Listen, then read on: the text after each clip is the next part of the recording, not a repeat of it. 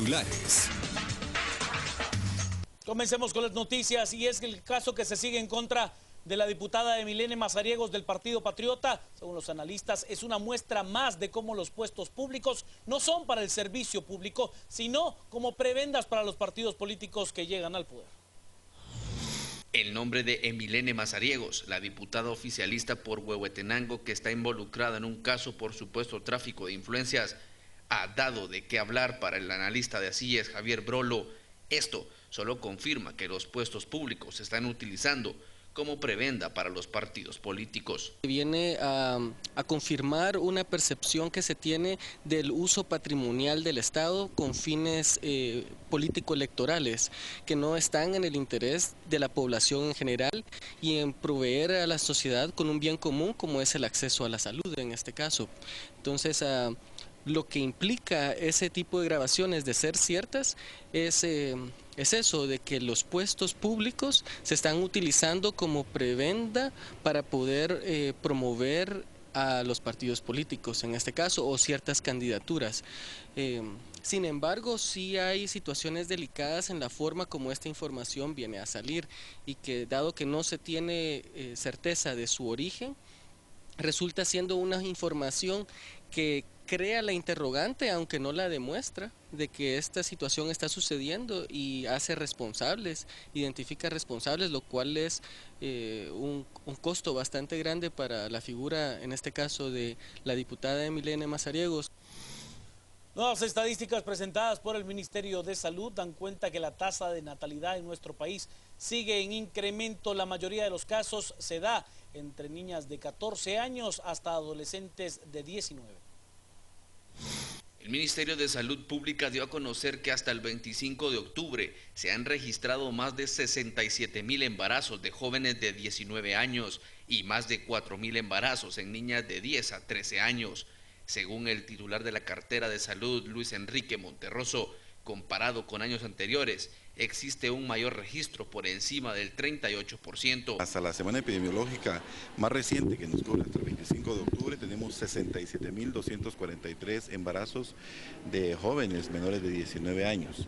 Llama la atención que en esos hay menores de 13 años que van de 10 a 13 años, que son 4,828 a la fecha en la que estamos haciendo el consolidado. Este dato, por supuesto, que amerita una visión más allá de un solo ministerio, porque es un factor que debe de involucrar aspectos culturales, aspectos educativos y que invita a toda una sociedad a que repensemos la forma en la que se está manejando el factor educativo relacionado a la educación sexual y reproductiva. En comparación del año anterior hay un mayor registro y hoy se veía en la presentación que se hace en Conjuve que precisamente hay un registro que está por encima del 28% en torno al comparativo, 38% en torno al comparativo que se tenía el año anterior. Sin embargo, los datos del 2014 señalan que el Departamento Central de Guatemala es la región del país donde más casos de embarazos en adolescentes se reportaron, con un total de 11,605, seguido por los departamentos fronterizos con México, Huehuetenango y San Marcos. Guatemala ocupa el puesto 29 a nivel mundial con respecto a la tasa de fertilidad en adolescentes, superado por 27 naciones africanas y Nicaragua, según un informe del 2012 del Banco Mundial. ¿Sabe usted lo que inició como un ataque armado finalizó como una persecución de un padre de familia en contra de los presuntos sicarios que dispararon en contra de su hijo? Un incidente armado se dio en el barrio San Antonio, zona 6, donde dos personas que se conducían en una motocicleta atacaron a un joven, a Manuel Escobar Morales, de 20 años, quien tenía un balazo en el abdomen. Al ver esto, el padre de la víctima reaccionó, persiguiendo a los supuestos agresores y los arrolló con su vehículo. Según testigos del suceso, uno de los delincuentes se refugió en una tienda. 2 horas más tarde, la Policía Nacional Civil capturó a Wilson Alexander Quiché López, de 19 años, en la 21 Avenida y 14 Calle del mismo barrio. La PNC informó que Quiché López es integrante de la clica Solo para Locos de la Mara 18. Al presunto sicario se le incautaron 3 casquillos y un cartucho útil calibre 9 milímetros. Al observarlo, testigos del ataque aseguraron a las autoridades que era uno de los que dispararon contra Escobar Morales. El detenido fue trasladado a Torre de Tribunales para que el juzgado de turno dilucidara su situación jurídica. Presunto acto de homofobia se saldó con un travesti capturado luego de que este hiriera a un hombre que supuestamente, por actos homofóbicos, lo agredió tanto a él como a un compañero. La Policía Nacional Civil capturó a Kevin Alfredo Orellana Raimundo, quien vestía ropa de mujer y se identificó como una menor de edad. Esto se llama injusticia. Esto luego de un confuso incidente en la 10ª Avenida y 2ª Calle de la Zona 2, uno de ellos indicado de herir con arma blanca a un hombre que atropellara a su acompañante momentos antes. Orellana Raimundo se le encontró un cuchillo con manchas de sangre, con el cual presuntamente hirió a Steven Erlindo Ortiz Raimundo, de 23 años, quien se conducía a bordo de la motocicleta. Según los agentes uniformados, la persona agraviada había atropellado a Christopher Joshua Raimundo Orellana, de 20 años, quien también fue trasladado hacia un centro asistencial, presentando politraumatismo y erosiones en varias partes del cuerpo, hecho ocurrido momentos antes en dicho lugar, y presuntamente ese sería el motivo por el cual Kevin Orellana había agredido a ese sujeto. Pausa, regresamos con más noticias a las 8:45.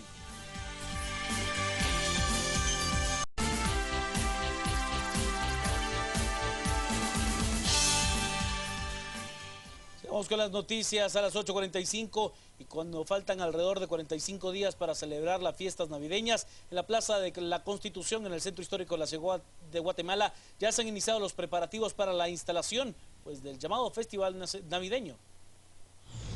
Como parte de las actividades navideñas, este año la municipalidad vuelve a dar un espectáculo a todos los guatemaltecos con el Festival Navideño organizado por la Municipalidad Capitalina.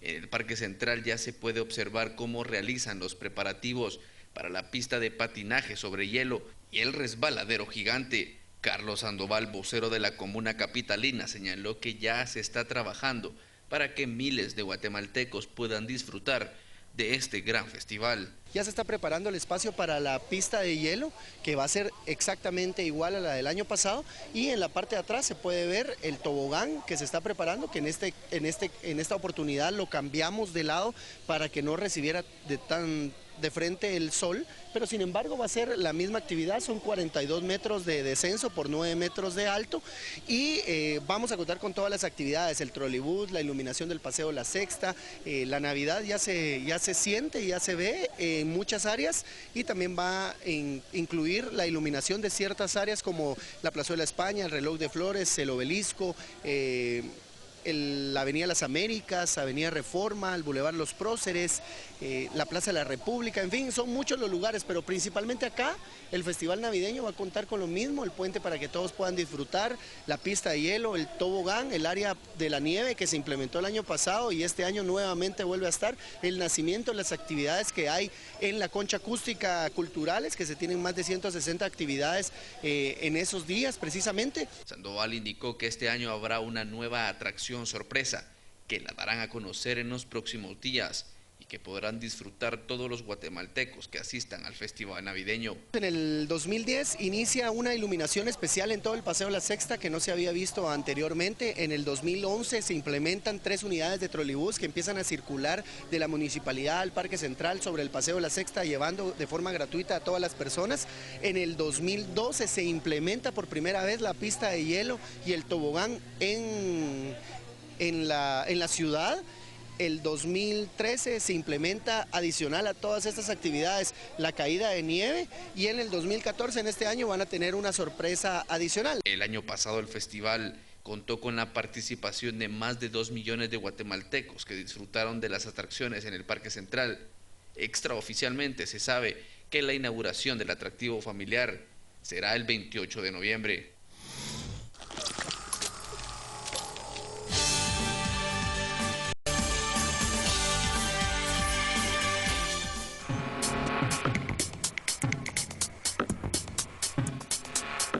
Estamos acá en domingo a las 8:45. Soy Quique Godoy sustituyendo a Juan Luis Font y el resto sí están los titulares. Hoy no hay banca, solo Quique Godoy. Alineados todos. Quique, yo pensé que me había equivocado el programa y que había entrado a este o este. Yo creo que sí, yo creo que Pedro sí se confundió porque ni siquiera trajo la corbata hoy. Mira, tú fíjate que La dejó fue tirada en un concierto. Holanda que en el momento clave sustituyó al portero y ganaron. Eso es lo que han hecho contigo. Ponerte en el lugar adecuado en el momento justo. Toma ya. Ya se va a enojar Juan Luis. Este que es futbolero, eso le vamos ni cuadrado. No, inolvidable la estrategia de ese entrenador holandés, ¿verdad? Bueno, sí, pero que Manchester le está yendo peor que cualquiera. Pero bueno. ¿Alguna razón de peso o válida por la cual no trajiste corbata? ¿O es solo porque Juan Luis no iba a estar? No, porque creo que debemos de empezar a cambiar el look. A presentarnos de otra manera, a presentar relajado, a veces con corbata, a veces sin corbata. No voy a venir en jean, en pantaloneta corta. Bueno, aunque si viniera nadie se daría cuenta. Pero vamos, no voy a venir en camiseta de tirantes ni vestido de Power Ranger. Claro, no hay el fin de semana, estoy seguro ¿verdad? que la gente quisiera sacar esa imagen de la mente, así que empecemos con otro tema. Así que empecemos con el Esta tema. es una buena razón para empezar con el tema de la semana. Ustedes han visto durante esta semana que los medios de comunicación continúan con lo que ya fue noticia la semana pasada.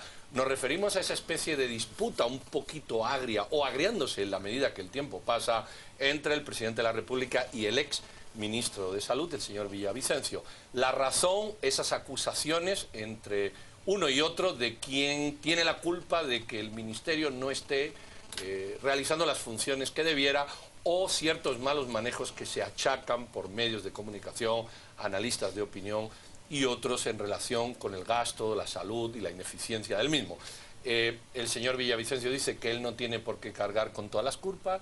El señor presidente ha dicho que en 2 ocasiones al menos él le dijo al ministro que las cosas no iban como debían de ir. El caso es que se han roto hostilidades y vemos esas acusaciones. Esas acusaciones revelan varias cosas. La primera, que si hubo algo, se consintió por parte del presidente o hubo algo a medias que se permitió. Lo cierto es que hoy por hoy muchos hospitales no tienen determinadas prestaciones en determinados servicios. Ha salido información de personas que se han muerto por problemas cardiorrespiratorios porque no habían respiradores y tal. También he visto en medios 6 lavadoras de un hospital de lavar ropa, 5 descompuestas y una que funciona, y evidentemente que se amontona. Y la guinda del pastel, o una de las guindas del pastel, es que el nuevo ministro de Salud también lo publica, creo que el periódico lo publicaba, despide a los asesores y contrata a otros nuevos más caros o gasta más dinero, en fin, pareciera que ahí sigue el revoltillo. ¿Cómo lo ven ustedes? A mí me gusta el recordatorio que hizo la prensa esta semana de que Villavicencio cuando asume no tenía finiquito de la Contraloría General de Cuentas. Y el presidente, a pesar de eso, lo confirma en el cargo. Tenía más de 20 procesos abiertos de cuando él ha sido cuentadante del Estado y no ha finiquitado sus cuentas. Tenía denuncias en el Ministerio Público y la Contraloría no le había dado esa solvencia. Se me figura, no hay engaño, decís tú. ¿Sabes qué se me figura? Como haber puesto en el lenguaje chapín al zorro cuida la gallina. Un perro agarrado con salchichas, o sea, ¿cómo pones a alguien de titular en un ministerio con esos presupuestos cuando no fue capaz de administrar menos? Y ya tenía indicios de que era un pésimo administrador en el mejor de los casos. Lo otro es que me llama la atención que Villavicencio durante su gestión hubo desabastecimiento, hubo denuncias de ONGs que estaban contratadas sin prestar los servicios, hubo inflación de plazas.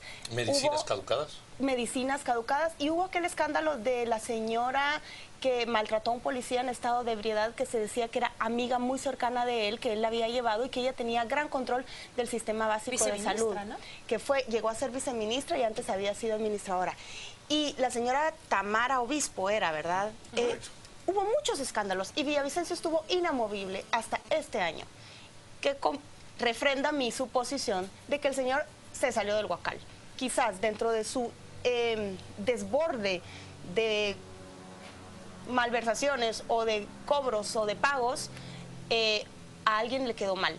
Y esa ineficiencia y esa desborde de mala gestión terminaron costándole el cargo, pero eso no pasó 2 años antes cuando él ya tenía indicios de que era mal administrador. Y justamente esto es lo que le hace perder credibilidad, porque como ¿Pero ante quién? Pedro, ante el público, voy a decirle por qué. La denuncia de que hay un desfalco o aparentemente una malversación de 457 millones o 427 millones, hay 2 cantidades que se manejan unos días y otros en los medios de comunicación.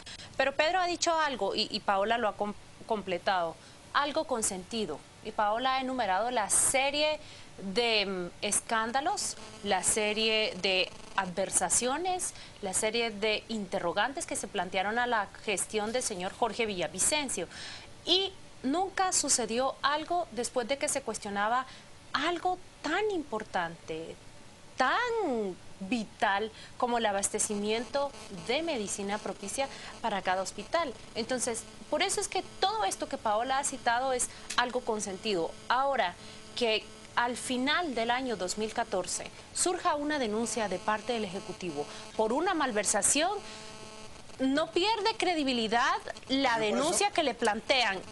Merece ser investigada, pero uno ya no entiende qué fue lo que provocó que el Ejecutivo ahora sí le diera la espalda. Porque justamente perdió la confianza de alguien que lo había estado respaldando y que lo había estado apoyando indistintamente de todo. Si ustedes se recuerdan, un poco antes de medio año, empieza desde COPRED y desde la vicepresidencia directamente a manejarse el tema de las ONGs, de los contratos que había que cerrar.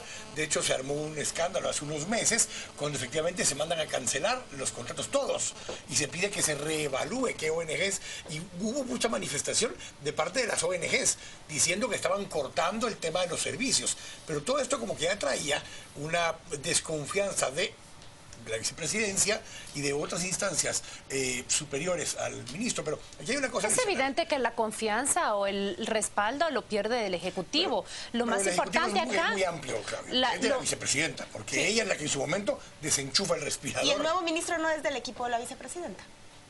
Pero han trabajado muy de cerca en todo el tema de la desnutrición. Pero hay un tema adicional que me queda con esto. Es que muchas veces discutimos si la persona que debe estar en un puesto como ministro debe ser especialista en la materia. Y tiene que quedar muy claro que la principal función de un ministro es una gestión política y gestión administrativa. No tiene que ser un especialista de la materia, porque no es eso lo que va a hacer. Él no va a estar ni operando pacientes, ni va a estar atendiendo a los enfermos.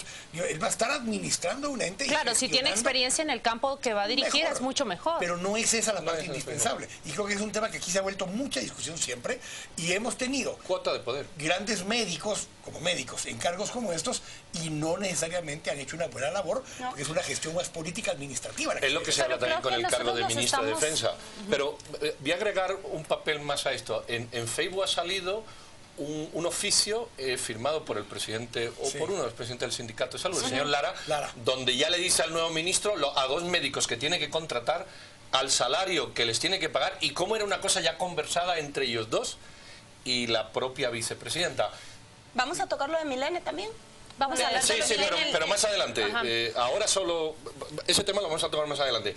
El punto es que eso está putrefacto, es que la administración pública está putrefacta. Pero lo que te digo, Pedro, es que aquí nos estamos concentrando en el nivel del escándalo, de la acusación y de la corrupción de la cual se acusa ahora a Jorge Villavicencio. Ustedes vieron las fotografías de esos volcanes de ropa y dicen que hay ratas están abajo en San Juan de Dios. Yo creo que esa fotografía... ¿Saben qué?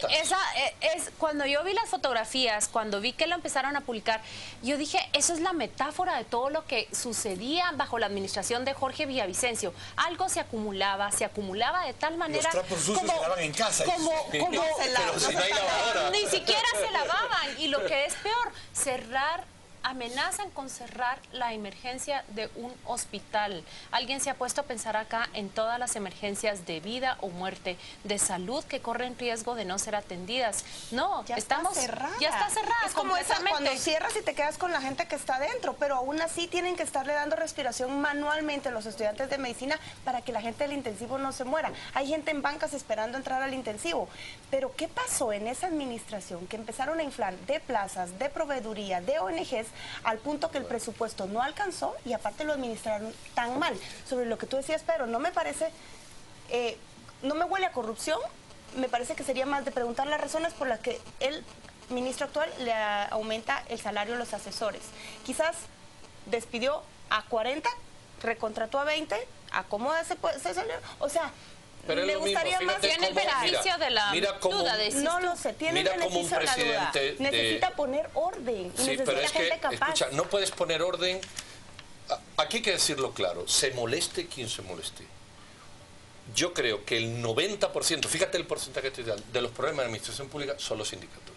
O sea, los sindicatos se han acostumbrado a mangonear, no a negociar, no, a mangonear privilegio. Y la dirigencia sindical a quedarse con parte de los privilegios.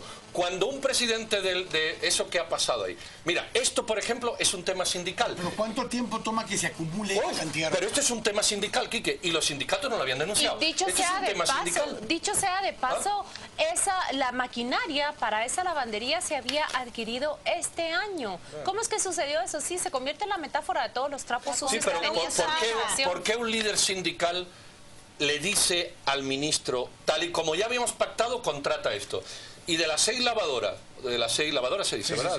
5 rotas y ese montón. Eso es un tema sindical, de falta de condiciones de trabajo. Claro, ¿Dónde está denunciado? Entonces tú ves que hay una connivencia, mientras el sindicato consiga prebendas de la administración, ahí hay un compadreo. Mira el sindicato magisterial, calladito. ¿Sabes cuándo va a empezar a hacer bochinche? Enero. Por Semana Santa. No alcance. Correcto. Entonces, el sindicato es una lucha permanente por problemas de privilegios. Y de privilegios para la cúpula sindical más que para el resto. Hablemos de la y diputada. El resto le da exactamente igual, hombre. Hablemos también de la injerencia de la diputada. ¿Qué hace una diputada hablando con el jefe de área de salud de Huehuetenango pidiéndole plazas? Hemos preparado nosotros para el siguiente segmento, no sé si aún no hay tiempo, lo presentamos ahora. Bueno, hemos preparado justamente ese tema con Pedro, pero me parece que debemos irnos a un corte y cuando volvamos vamos a hablar a fondo sobre esto. Estamos acá en el domingo a las 8:45, ponemos un momento con este tema que nos contará Claudia en un momento.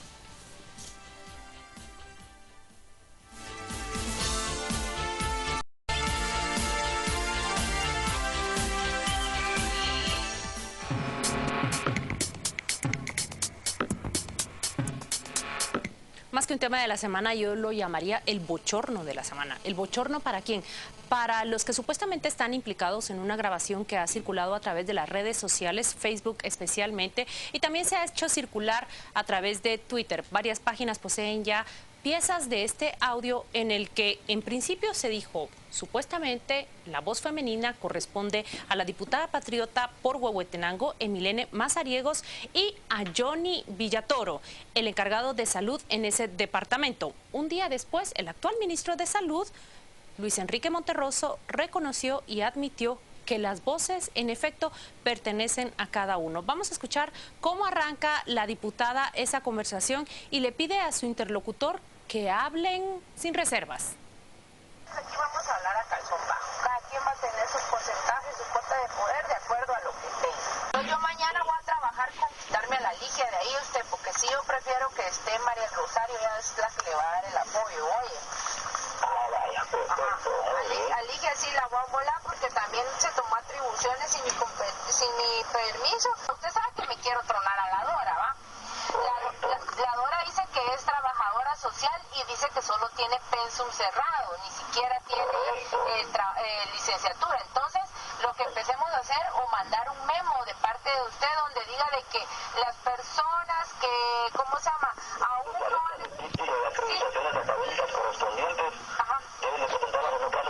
Sí, exactamente. De lo contrario, por instrucciones de la Contraloría de Cuentas o algo así, que realmente es cierto, doctor, que diga la Contraloría,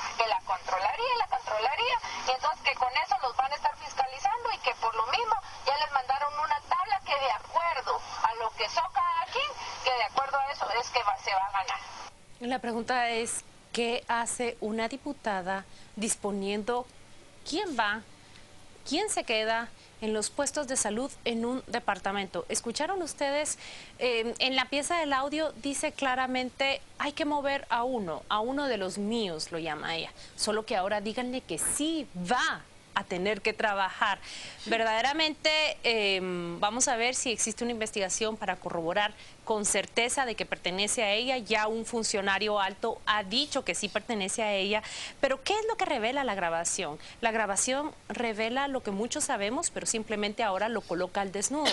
El botín estatal, cómo se convierte en cada plaza, en cada trabajo, en cada dependencia, en un botín que los diputados negocian y disponen a su antojo. Yo no creo que las personas que la diputada menciona en ese audio sean las idóneas, o por lo menos se sabe que no pasan por una evaluación en la cual se trate de colocar a los idóneos en cada uno de los puestos. Mira, aquí hay mucha gente que quiere tener la mejor vida que nunca podría tener trabajando de manera honesta, o porque no es capaz, o porque no reúne las condiciones, o porque no es competitiva. Entonces todas esas ratas se reúnen y se acercan a los diferentes gobiernos para ganar estas cuestiones. Porque si no, y ese es el problema de la política, que al final una parte sustancial de los que están en la política son esas ratas. Es decir, son incapaces de hacer otra cosa. No todos, estamos de acuerdo, o sea, hay gente capaz, pero hay mucha parte. Lo segundo es la ley de servicio civil. La ley de servicio civil es tan racional que creo que no hay ningún país medianamente con ganas de desarrollarse en el mundo que no tenga una ley de servicio civil, donde el funcionario público entre por mérito y a partir de ahí pues hay una gradación. Entonces, si ese señor con el que está negociando fuese un médico en Austria, contratado por el gobierno, bueno, ni la diputada, ni el presidente, ni el Congreso lo quitan, porque hay unos procedimientos para sacarlo en función de su rendimiento. Como aquí todo va deo.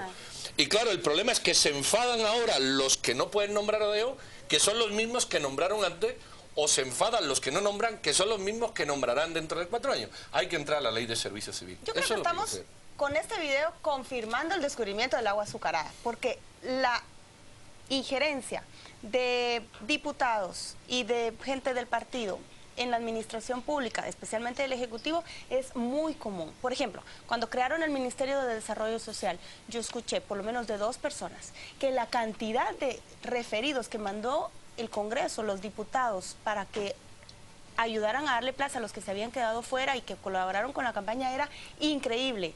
Todas las semanas llamando, y que Recursos Humanos lo que hacía era como aprovechar de todas esas filas de expedientes para seleccionar. Esa es la versión que tengo. El ministerio nació y ya todas las plazas estaban dadas. Pero vayan ustedes a preguntar a cualquier entidad del Estado, siempre hay unas llamaditas, unas sugerencias.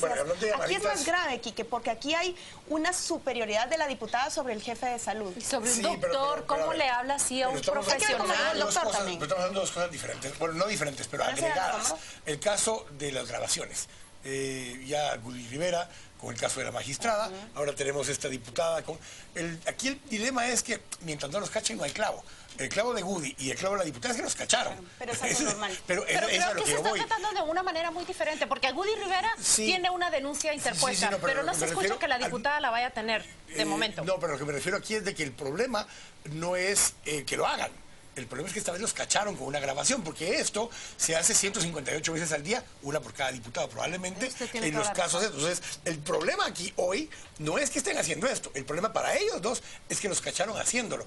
¿Cuántos más lo hacen todos los días que nadie los está grabando o nadie ha divulgado la grabación? Como la canción de Arjona, el problema no es que lo haga, el problema es que me cachen. El problema es que los grabaron, pero yo creo que grabaron y se hizo público, porque ojo, ¿cuántas grabaciones más habrán por ahí y que las tiene guardadas alguien diciéndole a mí no me vengas a joder porque aquí tengo tu grabación? Ahora, es cierto que es un problema para ellos, pero yo considero que la sociedad gana con esto. No importa qué suceda en los juzgados, no importa qué suceda en las cortes, si se declaran con lugar o no hay lugar para las causas, pero se está desnudando cada vez las prácticas sucias de esta clase política que nos gobierna. Y yo estoy completamente convencida de que la situación no sigue igual cuando se desnudan este tipo de prácticas. Juntemos los 2 temas que acabamos de hablar. Desde esa perspectiva, ¿qué nos dice esto de la estructura del poder dentro de un Ministerio de Salud, donde una diputada, ya dijimos, cualquier otro departamento pasará lo mismo, tiene este nivel de autoridad para hacer estas cosas? Pero veámoslo con el tema del Ministerio de Salud. Algunos podrán aplaudir y decir, bueno, este gobierno está denunciando a los mismos corruptos y no los está solapando.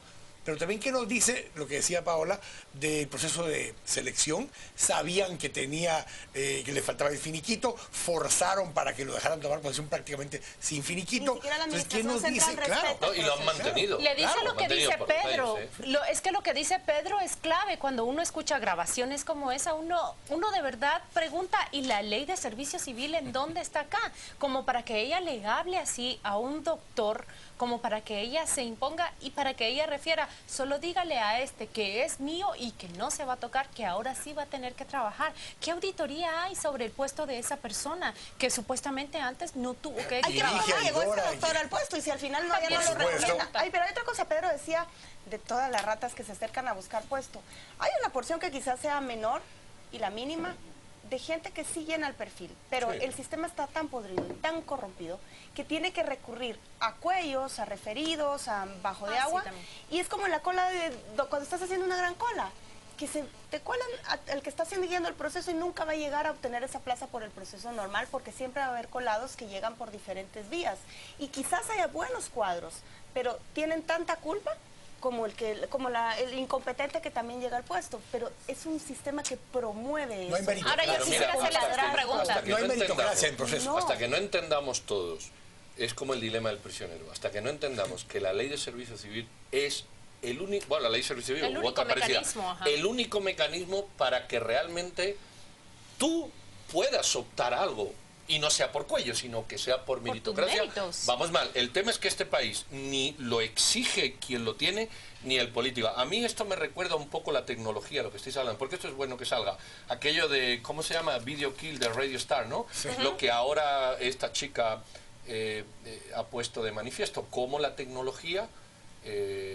Gloria Álvarez, cómo la tecnología puede destruir el populismo. Esto es un poco cómo la tecnología puede eficientizar la gestión pública a través de fiscalizar mucho más. En España también ha pasado con políticos que utilizaban las tarjetas. ¿Y qué ha pasado? ¿Qué ha pasado? Cuéntanos. Bueno, ha habido, creo que fue Mario Antonio Sandoval, y si me equivoco que me disculpe, Mario Antonio Sandoval por adjudicarse, el que lo escribió por no adjudicárselo, no, pero creo que fue él. Similitud entre España y Guatemala. Efectivamente, en España hay una corrupción... El caso Bankia. Correcto. Pero hay una cosa, los partidos políticos y los mismos políticos han dimitido o los han procesado o los mismos partidos les han pedido. No es lo mejor, pero es mucho mejor que no hacer nada, ¿verdad? Sí, pero 10, 12 años después de que todo fue sucediendo. De acuerdo. Y, ojo, y salieron, ¿por qué? Porque los cacharon. Porque correcto, la tecnología los pero ahora es lo que yo quiero. Si no, ahí seguiría Bankia repartiendo tarjetas. ¿Se fijaron ustedes cómo fue de diferente la actitud? Por ejemplo, Luis Enrique Monterroso dice, esta persona debe ser destituida. Después dice, esta persona, me refiero a Johnny Villatoro, al jefe de salud de Huehuetenango, debe ser sometida a una investigación. Y con Emiliano Mazariegos, ¿quién dijo eso? ¿Quién? ¿Escucharon ustedes que el jefe de bancada saliera a decir que, bueno, pasó todo lo contrario? Es que pasó todo lo contrario. Por el eslabón más delgadito. Así es. En primer lugar, estoy seguro que incluso la misma diputada había recomendado o había puesto en ese lugar a Johnny Villatoro. ¿Tú sabes qué ha pasado? ¿Y qué comisión se puede formar en el Congreso? Que levante la mano al diputado que no ha pedido favores en el Ejecutivo. No, Kike, nos referimos a qué pasa con Emiliano Mazariegos. La Comisión de Salud del Congreso. Esta boca no es mía. Entre gitanos no se lavan las manos. Pero mira, en todos estos países que estamos poniendo de ejemplo, y creo que España es uno de ellos, lo que está ocurriendo es que los partidos políticos generan es verdad que cuando son cachados, ¿no? O sea, en eso es cierto. Pero no es menos cierto que generan ellos mismos un proceso de depuración interno producto de haber sido evidenciado y ante la necesidad de sobrevivir como grupo ideológico que quiere proyectar algo. Y eso ha pasado en todos los países. Y eso es bueno. Aquí no.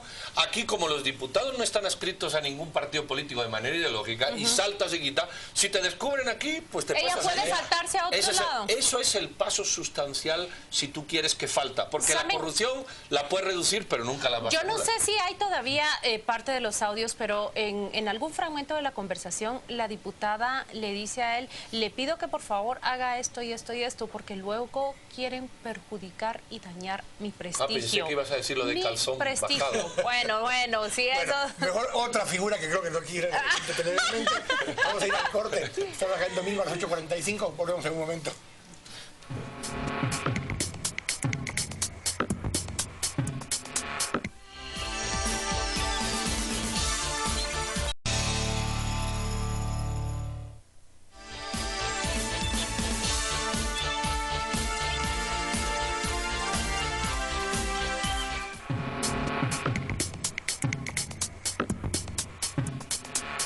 Otro tema del que queremos hablar en esta emisión de hoy domingo es la noticia que circuló esta semana sobre el aumento que se autorrecetaron los magistrados del Tribunal Supremo Electoral 15.000 más para el presidente y 13.000 más para los magistrados titulares.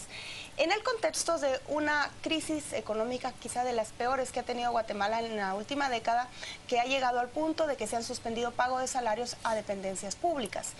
En esa coyuntura, los magistrados defienden que esto fue acordado por la magistratura anterior y que fue hasta ahora que cobra vigencia, y que buscaban equiparar, aunque no del todo porque todavía quedaron más bajos, sus salarios con los de los magistrados de la Corte Suprema de Justicia, con los que ellos se sienten pares.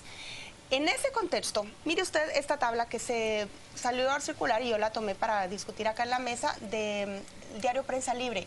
Los salarios de otros funcionarios del Estado, altos funcionarios, entre ellos el presidente de la República, magistrados de la Corte Suprema de Justicia, Corte de Constitucionalidad, el Procurador de Derechos Humanos, el Contralor General de Cuentas, el Procurador General de la Nación, la Fiscal General y en el Congreso de la República. Quizás para partir, antes de empezar a hablar de la crisis y si amerita o no subirse el sueldo ahorita, hablemos de los salarios en Guatemala, si le parece empezar con usted, Quique. ¿Es incongruente o no que un magistrado del Tribunal Supremo Electoral intente equiparar su sueldo con el de un magistrado de Corte Suprema de Justicia? Yo incluso voy más allá. Yo no me recuerdo, pero creo que una de ustedes dos en su momento hicieron un estudio de esto hace unos 2 años por lo menos, donde incluso comparaban, no me acuerdo si fue Dina cuando estaba aquí también con nosotros, comparaban salarios y cómo comparábamos salarios versus, además algunos tenían gastos de representación, otros tenían vehículos, otras asignaciones. Entonces cuando comparábamos realmente las cifras, resulta ser que cuando en el año en que Óscar Bechara era presidente, es que se hace el ajuste a 141,000. El gran aumento, ajá. Pero el aumento fue porque incorporó todos estos gastos, todo lo que eran gastos de representación y otro tipo de ingresos, los eliminan, bueno, no los eliminan, los agregan al salario, Pablo. Entonces creo que aquí hay una gran diferencia con algunos de los salarios. Algunos ya incorporaron dietas de juntas directivas, gastos de representación y otra serie de actividades, y en teoría, en esa época el presidente Berger trató de transparentar el ingreso real y dijo, miren, no es cierto que el presidente gane 70.000, realmente gana 140.000 y lo vamos a transparentar a que así sea. No todas las dependencias lo han hecho. Cuando estuvimos con Mario Guerra Roldán esta semana, él en parte nos dijo esto, nos dijo, hubo un momento en que ellos eliminaron los gastos de representación, 1989, pero se lo agregaron al salario parcialmente. Pero es considerado remuneración en los gastos de representación, no un sueldo base, pero sí remuneración. Pero no hay que confundir, porque lo que sucedió en el 89 fue que se eliminaron los gastos de representación y se incorporaron al salario que devengan los magistrados. Lo que sucedió ahora es completamente distinto. Se volvieron a crear gastos de representación para justificar un aumento, pero el gasto de representación se va a recibir consecutivamente todos los meses. ¿Qué se convierte? Se convierte en tu salario. Esa es la primera crítica. Se hace una simulación, se vuelve a crear una partida de gastos de representación para justificar un salario. Es la primera crítica que se le hace al Tribunal Supremo Electoral. En segundo lugar, yo considero que la discusión de los salarios del funcionario público se debe de dar menos en el ambiente del escándalo, menos en el momento en que a mí me duelen, que yo no quiero que un funcionario gane esto o qué tal. Pero considero que se diera en medio de una crisis económica, que se diera cuando los titulares nos dicen que cierra la emergencia de un hospital, que se dé cuando la mitad de los trabajadores de un departamento del INASIF sale forzadamente de vacaciones, que se dé cuando el organismo judicial dice que solo pudo pagar la primera quincena de sus empleados. Pero, yo Claudia, sé que el Tribunal Supremo Electoral es autónomo. No les va a subir, o sea, si tienen 100, solo es una redistribución de las partidas y va a seguir siendo 100 el presupuesto. Entonces no le genera más gasto al Estado. No los estoy defendiendo, no los estoy defendiendo. Solo estoy poniendo en su contexto. No están sumándole al Estado un... Dejarme opinar de esto. Uno, el Tribunal Supremo Electoral, toda esa áurea que se había hecho con las decisiones, se las acaba de borrar de plumazo. Lo segundo es que hacen esto muchas veces para no pagar impuestos, porque el salario es impositivo y las dietas no. Ajá. O sea, encima son tramposos los propios funcionarios públicos que no reciben un salario y sobre eso deben. Lo tercero que lo ha dicho Quique es que no es solo el salario. Hay un magistrado, o había, de la Corte Suprema de Justicia que tenía 13 vehículos asignados con sus choferes y sus escoltas. No 1, no 2, no 3, no 5, no 10. 13 vehículos asignados. Eso es vergonzoso. Y además, todos estos funcionarios públicos que tanto promueven la justicia social, el Estado social de derecho, ni utilizan el Instituto Guatemalteco de Seguridad Social, porque lo primero que hace es recetarse un seguro privado. Y encima le dan indemnización cuando termina. O sea, es pura marrullería. Pero espérate que hay más. Lo tercero es que hay una diferencia enorme, sustancialmente enorme, entre lo que cobra la clase política y el resto, cosa que no ocurre en los diferentes países del mundo. Te voy a poner un ejemplo. ¿Cuánto gana un ministro? Lo acabo de sacar de la web. ¿Cuánto gana un ministro español? ¿Cuánto gana? 65.000 que sale. Gana menos que todos estos. Que el presidente de la Corte de Constitucionalidad. Sí. 6.000 y pico euros, son 65.000 que sale. Pero espérate, ¿cuánto gana el presidente del gobierno español al mes? No sé. 70.000 que sale. 141.000 el presidente. La mitad que ve. La mitad que el presidente, pero con una diferencia. El status quo de la renta per cápita de España es de 4.000 que sales a 22.000. O sea, es una diferencia enorme. Y aquí no es así, claro. Otra cosa es, igual cargo supone igual salario. Entonces, pero eso hay que hacer la ley de la función pública o la ley de servicio público. Entonces, un fiscal general, ¿qué cargo tiene? Pues mira, un fiscal general se compara con un procurador de la nación. El mismo sueldo. Se compara con el procurador. El mismo sueldo. Parece que la fiscal general cobra poco. Cobra muy poco. Muy poco en relación a otros cargos. Se va a aumentar. No, pero el punto es aquí que espera, solo voy a decir una cosa. No, en la relación. La relación. Tú tienes que ver dónde está el país y cuál es la relación. Claro, y si el salario mínimo en un país, o la media de los salarios, son 1.900 pesos, multiplica por 10 y 19.000 podría ser. Voy a terminar con esto. ¿Saben lo que había que hacer para estas cosas? Una ley que dijera: cualquier subida salarial de funcionario público no entra en vigor hasta la siguiente legislatura. Con lo cual uno no se lo receta. Esto es parte de la sinvergoncería que venimos desde el principio. Yo te lo voy a decir, pero hay un punto que Paola tocó y creo que también es importante. Los magistrados del Tribunal Supremo Electoral dijeron: esto está asignado dentro del presupuesto. Entonces hay que dejar claro que no genera un gasto más al Estado. Pero la pregunta entonces es: y la misma diligencia con la que se recetan ese aumento, también se lo recetan a los empleados y a los trabajadores del Tribunal Supremo Electoral. Porque allí cabe... El sindicato ya lo negoció. El sindicato fue lo primero que negoció. El sindicato ya lo negoció con la Corte Suprema. ¿Y de dónde sacaron el dinero? ¿Sabes por qué, Pedro? ¿Sabes por qué lo pregunto, Pedro? Porque justamente lo que dices, la relación del ingreso per cápita, hasta donde yo tengo entendido, un oficial de juzgado está ganando no más que 6.000. Entonces yo me pregunto si los magistrados son capaces de recetarse 3 veces más lo que está devengando un oficial. Esa es la simple pregunta que yo les haría a eso. Ese dinero que está... Es que también miren, es que es muy fácil subirse al tren. Porque yo de hecho estoy de acuerdo con ustedes, de decir la crisis del Estado, los empleados públicos ganan poco, hay gente que no gana ni el mínimo, la economía informal, todo eso es cierto. Pero si ustedes se ubican un momentito en la silla de esos magistrados y son pares de los magistrados de la Corte Suprema de Justicia y ven que ellos ganan casi el doble y que su presupuesto les permite asignarse eso y equipararse en un año que va a ser electoral y aparte... poderlo incluir a gastos de representación. A ver, es que no estoy justificando. Solo un punto más, Kiki, antes de que le doy la palabra.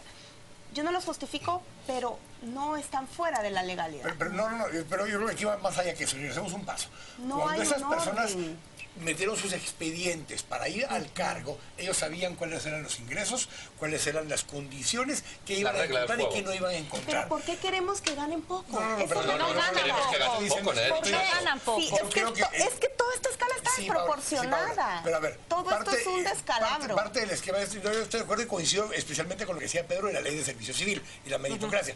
Por supuesto, muy similar a lo que sería la ley de la carrera judicial, ¿verdad? Para que la carrera judicial tenga su mismo esquema, aquí está la ley de servicio civil.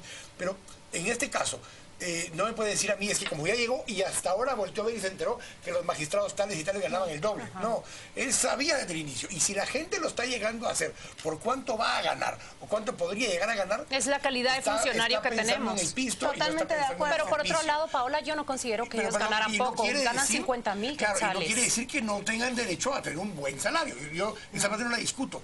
Pero que alguien me diga que como ya llegó ahí y se dio cuenta que el otro gana más, quiere ganarlo el otro, no. Pero mira, él está ganando lo que sabía que era el salario que yo creo que la pregunta aquí es cuánto es mucho y cuánto es poco. Pero esa es la relación con el nivel de vida. Porque no hay una relación de una ley del servicio civil que regule. Los magistrados no pueden ganar menos de tanto. Esta línea de magistrados no puede ganar distintas cada uno. A mí lo que sí no me parece que su salario de 50.000, que de paso se vio sujeto a modificaciones, el salario de estos magistrados del Tribunal Supremo Electoral hace el presidente solo déjame concluir. Decir eso es menos de pero lo que yo déjame concluir. Estaban cuando llegaron al 2002 estaban por 25.000. Del 2002 al 2012 ese salario se convierte en 50.000, un aumento del 100% se puede decir. Podemos evaluarlo con el nivel de vida, pero creo que 50.000 era un salario que ellos sabían que iban a devengar y que no necesitaba un aumento, por lo menos no en este tiempo, y por lo menos comparto que se puede decretar un aumento para el año siguiente o para los años subsiguientes. Cuando no te toque, pero mira, tú dices, era un dinero, espera, tú dices, es un dinero que estaba en el presupuesto.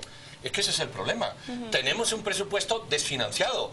El problema es por qué ese dinero está en el presupuesto, porque luego te vas al Congreso y ahorro, te va a la Corte y ahorro. Tenemos un presupuesto desfinanciado. ¿Por qué no hacemos un presupuesto ajustado al salario real y no tiramos dinero? Claro, el funcionario público llega y dice, ¿qué tengo? 20 millones. A repartir. Pero te digo algo también. Si lo devuelvo, me lo quitan. No, pero si tenía un superávit, y si tenía un superávit ese presupuesto, ¿dónde está la inversión en el personal? ¿Dónde está, por ejemplo, la inversión en todas las subdelegaciones y delegaciones que el año siguiente van a tener el grueso de trabajo? El problema es que como es tan subjetivo, que es poco dinero y que es mucho, que no es subjetivo, Paola. Sí, Pedro, por ejemplo, en un país como este no es subjetivo. A mí me parece que un ministro que gana 22.000 quetzales al mes es muy poco. Y eso es lo que gana un ministro en nómina. Bueno, escucha, porque en nómina.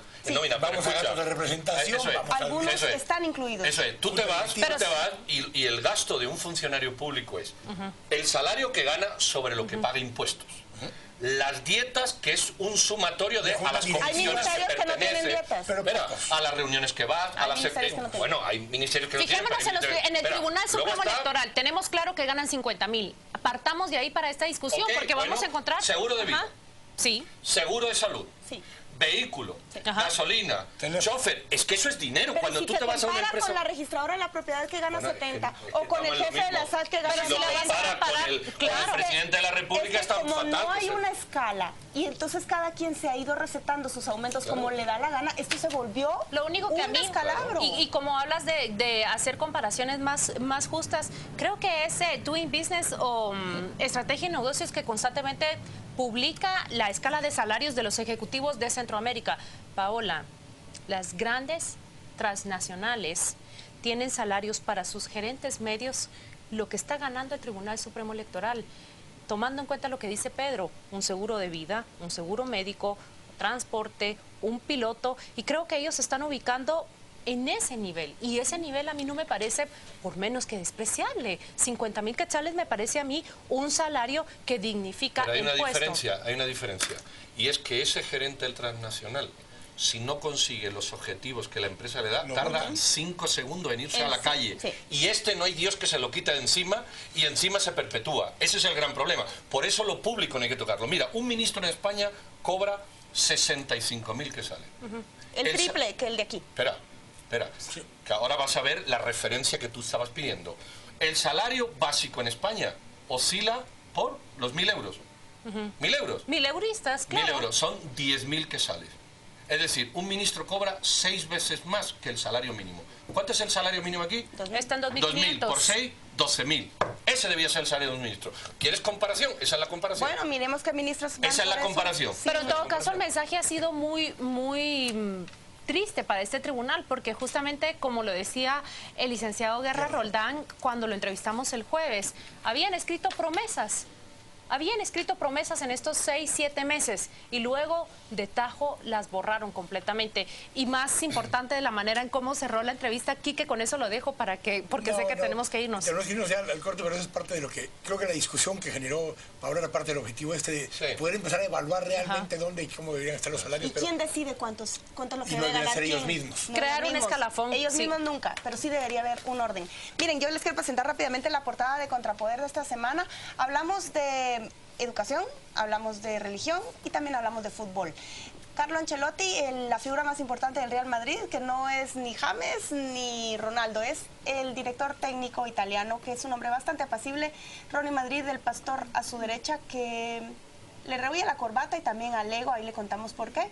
Y en el tema central, el dilema de quién es la culpa cuando un niño reprueba el año y qué decisión toma, repite o se aleja de la escuela para siempre. Eso y otros contenidos. Ahora le dejo la palabra a Quique para despedir. Tenemos el final ya del programa este día domingo y pues esta semana que sea de muy buenas cosas para todos ustedes, que sea de bendición para cada uno de ustedes, y lo vamos a dejar en este momento con la caricatura de la semana. De los pescados. Dios los bendiga.